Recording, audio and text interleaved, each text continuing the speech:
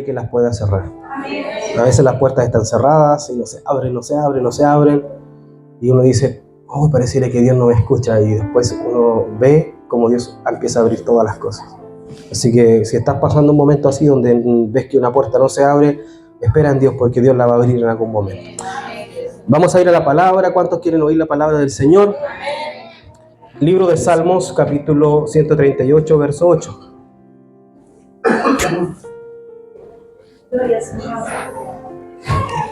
Dice así la palabra del Señor. Jehová cumplirá su propósito en mí. Tu misericordia, oh Jehová, es para siempre. No desampares la obra de tus manos. Repitamos juntos: Jehová cumplirá su propósito en mí. Amén. Palabra del Señor. Tome asiento.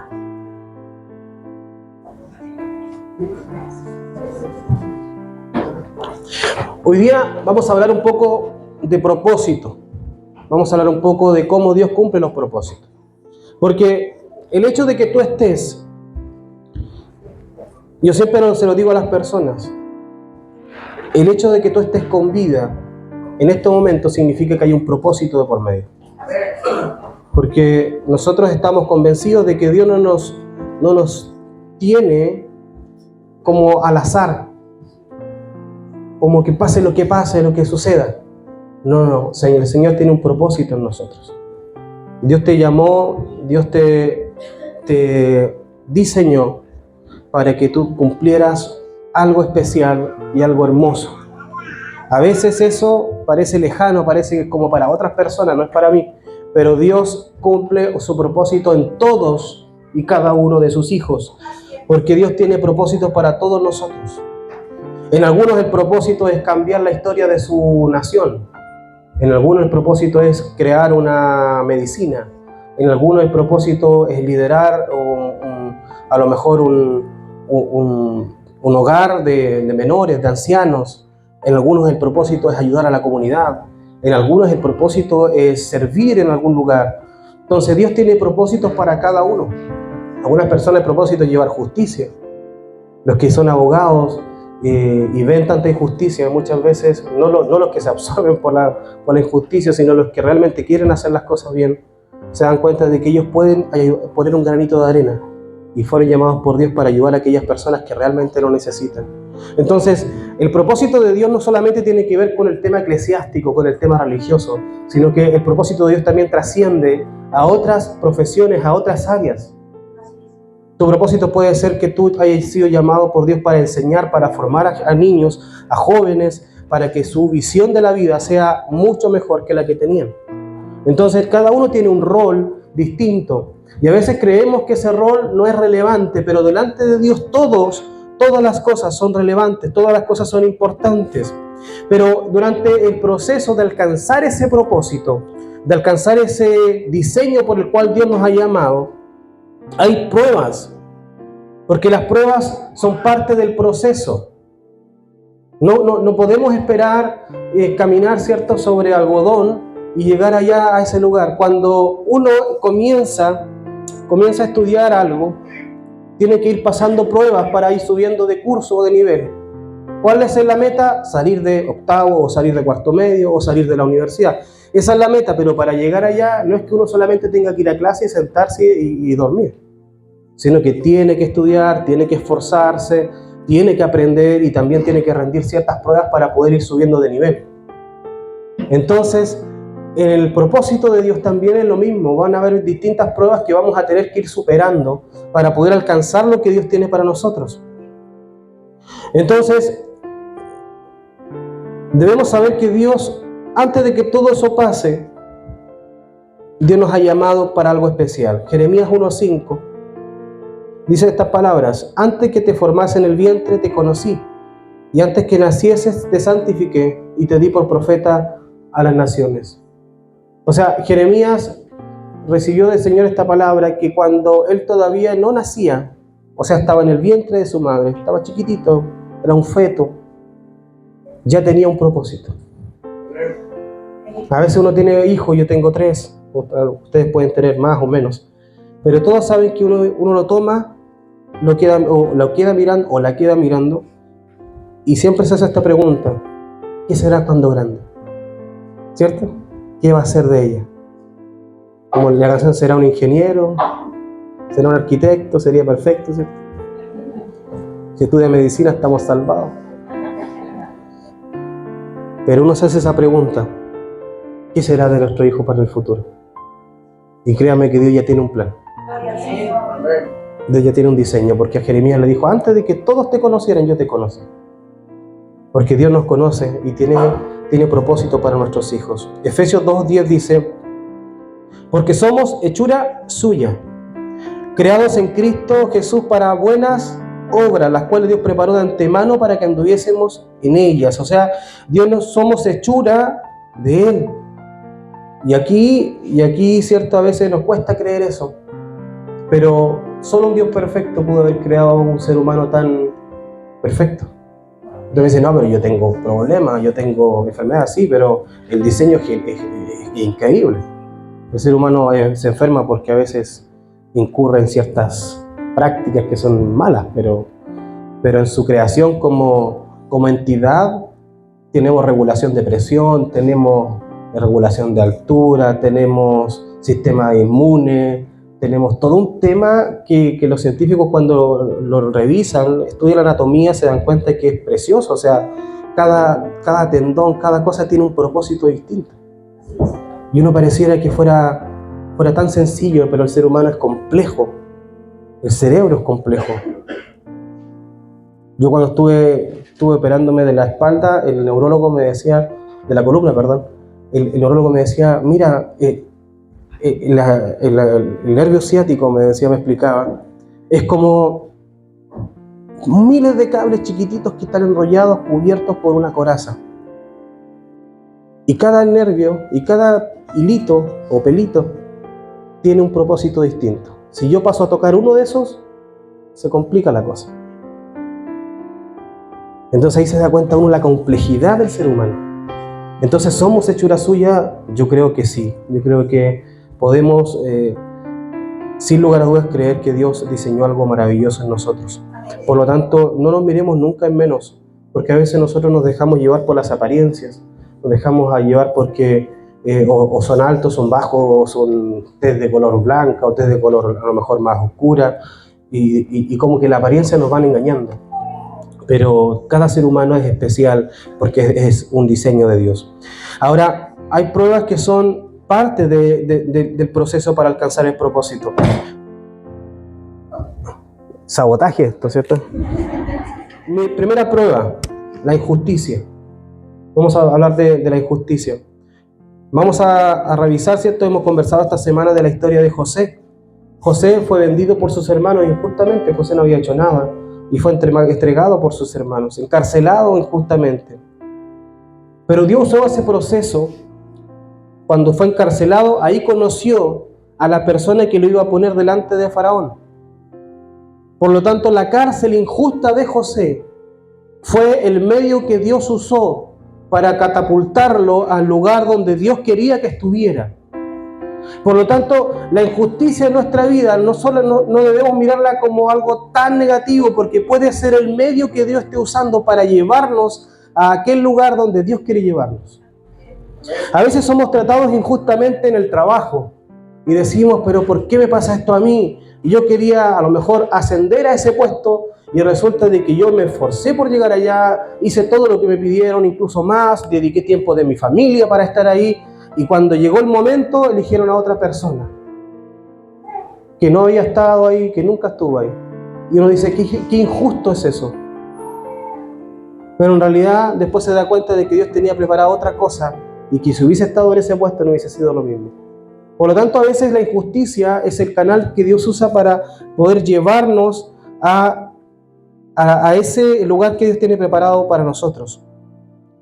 En el caso de José, la historia está de Génesis 37 en adelante, no la vamos a leer toda obviamente, pero les quiero decir que en el caso de José, la cárcel fue lo que Dios usó para llevarlo a ser gobernador de Egipto y también el sustentador de su familia. Porque José fue llevado en un momento donde había hambre e Israel no tenía qué comer. y fue llevado allá a través de la cárcel.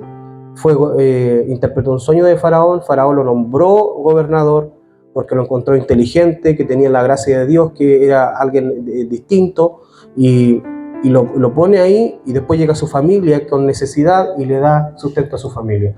Por lo tanto, nosotros debemos saber que los propósitos de Dios son alcanzables y que la injusticia es parte del proceso para llegar a eso. Entonces, si estamos pasando momentos de injusticia, no nos rindamos, no nos sintamos derrotados, sino más bien pidámosle a Dios fuerza para poder sobrellevar las cosas. Ser cristiano no significa que no nos va a pasar nada. A los pastores también nos pasan cosas, pero eso no significa que ser pastor o ser hermano en Cristo no significa que nunca nos vamos a enfermar, no significa que nada nos va a pasar. Pero nosotros tenemos que siempre tener la fe de que Dios va a estar con nosotros en cada una de esas etapas. En cada una de esas pruebas Dios nos va a acompañar. Y esa es nuestra fe, nuestra fortaleza. Por eso que en medio de la prueba nosotros podemos decir, yo sé que Dios está conmigo. Y podemos ver la mano de Dios obrar a nuestro alrededor. También en la prueba del desierto, Moisés, rápidamente le cuento la historia. Moisés, cierto, fue llevado, su madre lo dejó en el río, lo toma la hermana de Faraón, cierto, lo adopta porque no podía tener hijos y lo cría dentro del palacio real. Resulta de que Moisés después, él sabe porque Dios en su misericordia permitió que su misma mamá lo amamantara. Entonces la mamá le empezó a decir que él era hebreo. Entonces Moisés crece dentro de la casa del faraón sabiendo que es hebreo. Después cuando sale un día ve que cierto, un egipcio le está golpeando, castigando brutalmente a un hebreo y él lo defiende y en su defensa le provoca la muerte al egipcio. Entonces esto es escuchado por los líderes y por los generales y por el faraón, y obviamente eso no estaba permitido. Podía ser el hijo adoptivo de su hermana, pero no lo iban a permitir que le quitara la vida a un egipcio. Entonces, ¿qué es lo que pasó? Lo empezaron a perseguir. Y Moisés se tuvo que desquitar eso, todo su ropaje egipcio, y tuvo que huir al desierto. Y ahí pasó 40 años. 40 años donde ya no tenía los privilegios que tenía cuando estaba en el palacio. 40 años donde pasó hambre. 40 años donde pasó frío probablemente en el desierto. Soledad. 40 años donde él estuvo ahí tratando de buscar cómo arreglarse la vida. Pero el anonimato de Moisés fue lo que Dios usó para liberar al pueblo de Dios. Porque en ese peregrinar de Moisés, en ese peregrinar de Moisés conoció a su esposa y a Jetro, su suegro. No se nombra a la suegra por razones obvias.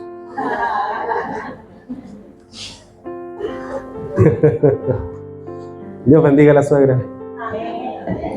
Ay, la suegra me dicen amén. Pues.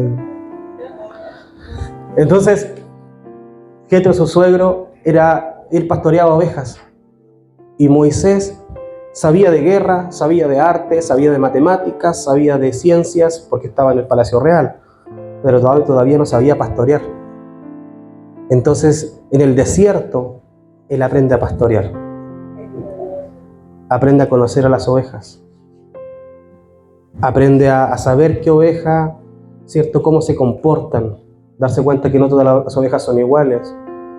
Algún tiempo, no sé si les conté alguna vez, ustedes saben, pero algún tiempo nosotros compramos ovejas y tuvimos como 6 ovejas allá en el campo donde vivimos nosotros. Y una de las cosas que yo hacía, yo sé que no eran muchas, pero por lo menos me permitía ver su comportamiento, y me di cuenta que las 6 eran diferentes y que las 6 tenían un carácter distinto. De lejos parece que son todas iguales, pero cuando uno se acerca se da cuenta que una es diferente de la otra. Estaba la porfía, la que tú la llamas y no quiere venir. Pero después llega igual. Sí, de verdad, la llamábamos y quedaba atrás. No, ahí se quedaba. Después íbamos a cerrar el corral y llegaba solita. Estaba la obediente que tú le decías y partía corriendo solita. Estaba la enferma. Y así, cada oveja era diferente. Y Moisés conoció eso en el desierto. Entonces cuando Dios lo llama, ya Moisés estaba preparado. para guiar a su pueblo.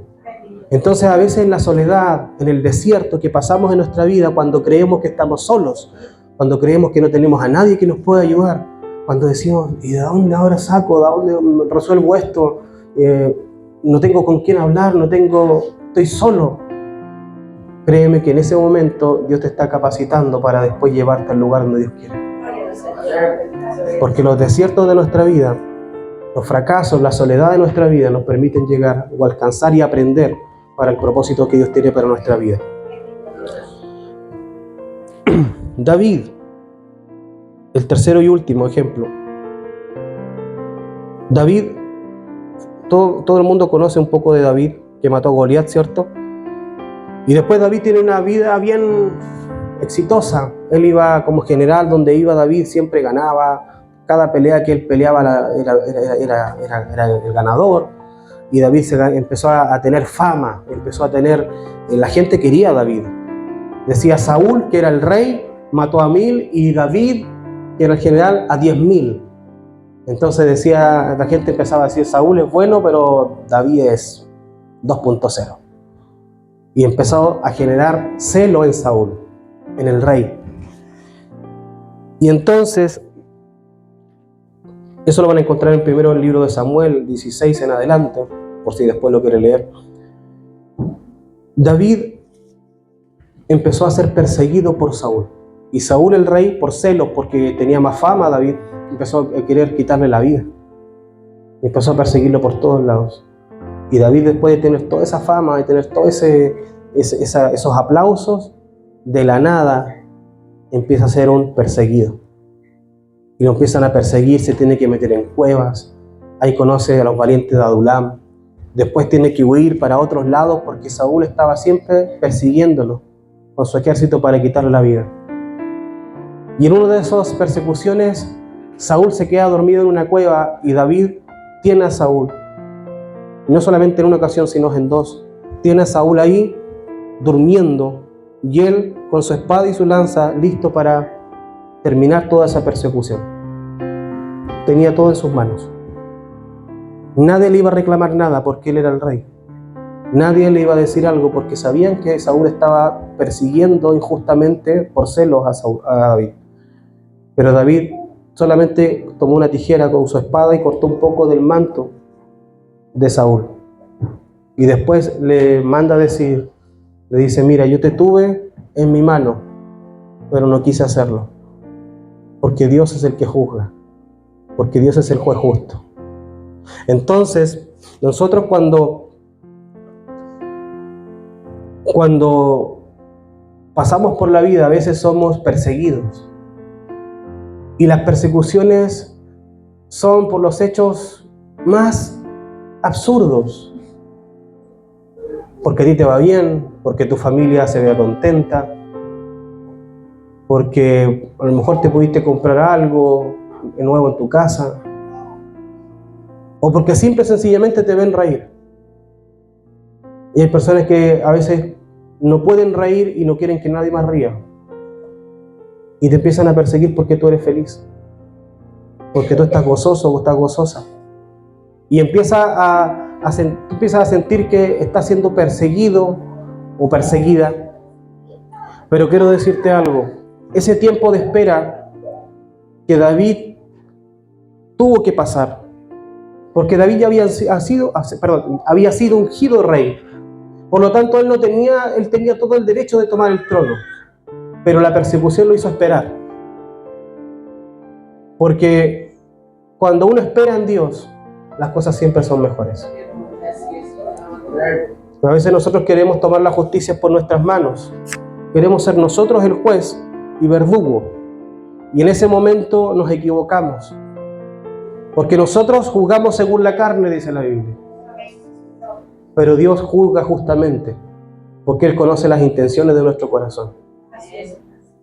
Por lo tanto, nosotros nunca debemos ser jueces y verdugos. Siempre debemos descansar en Dios.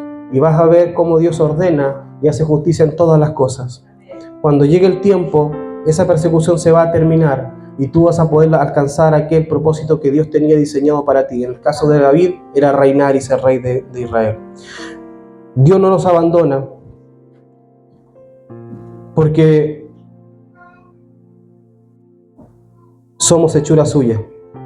En el Salmo 138, verso 8 dice: no desampares la obra de tus manos.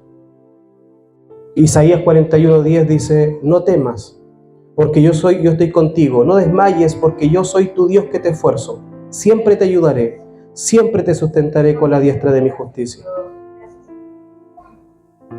Y Filipenses 1:6 dice: estando persuadido de esto, dice el apóstol Pablo, que el que comenzó la buena obra en vosotros la buena obra, la perfeccionará hasta el día de Jesucristo. O sea, Dios que comenzó la obra en nosotros, en cada uno de ustedes, Él mismo la va a ir perfeccionando hasta el día de Jesús, hasta que nos llegue el tiempo de estar en la presencia de Dios. Por lo tanto, debemos descansar porque no estamos solos y Dios no nos va a abandonar en medio de las pruebas. Porque Dios nos trajo con un propósito y con Él vamos a alcanzar ese propósito. Amén. Pongámonos de pie, por favor.